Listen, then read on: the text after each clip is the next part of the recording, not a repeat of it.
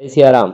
रामायण के दौरान जब प्रभु श्री राम ने रावण की नाभि में तीर मारा और रावण धरती पर गिर पड़ा, तब मरणासन रावण जब अपने अंतिम समय में था तो भगवान श्री राम ने लक्ष्मण जी से कहा कि संसार में नीति और राजनीति और शक्ति का महान पंडित रावण अब विदा हो रहा है, तुम उसके पास जाओ और उससे जीवन की कुछ ऐसी शिक्षा ले लो जो और कोई नहीं दे सकता।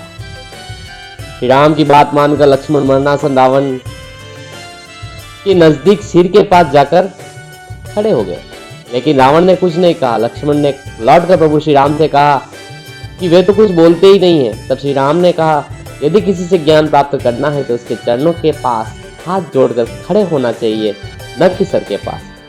श्री राम ने लक्ष्मण से कहा, जाओ और रावण के चरणों के पास बैठो। यह बात सुनकर लक्ष्मण जी इस बार रावण के चरणों में जाकर बैठ गए। रावण ने लक्ष्मण जी को कहा कि शुभस्य शीघ्रम। लक्ष्मण को अपने चरणों में बैठा देख महापंडित रावण ने लक्ष्मण को 3 बातें बताई, जो कि पहली जीवन में सफलता की कुंजी है।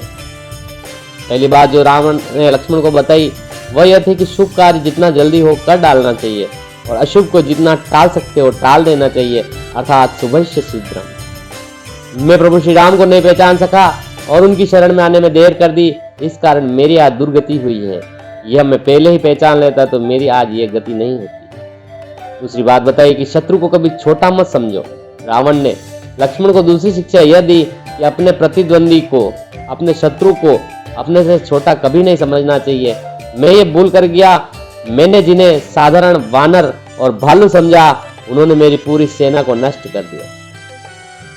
तीसरी बात रावण ने बताई कि कोई तुच्छ नहीं होता। महापंडित रावण ने लक्ष्मण को तीसरी यह सीख दी कि जब मैंने ब्रह्मा जी से अमरता का वरदान मांगा था तब मनुष्य और वानर के अतिरिक्त कोई भी मेरा वध न कर सके ऐसा वर मांगा था, क्योंकि मैं मनुष्य और वानर को तुच्छ समझता था। यह मेरी बहुत बड़ी गलती थी और इस कारण आज मेरा यह हाल है कि मैं तीनों लोकों का विजेता रावण, शक्ति, भक्ति, नीति, राजनीति का ज्ञाता रावण आज श्री राम के हाथों मोक्ष को प्राप्त हुआ हूं। इसलिए जीवन में आप इन 3 बातों को स्मरण रखें और इन 3 बातों का पालना करें, जिससे जीवन आपका कल्याणमय हो जाए।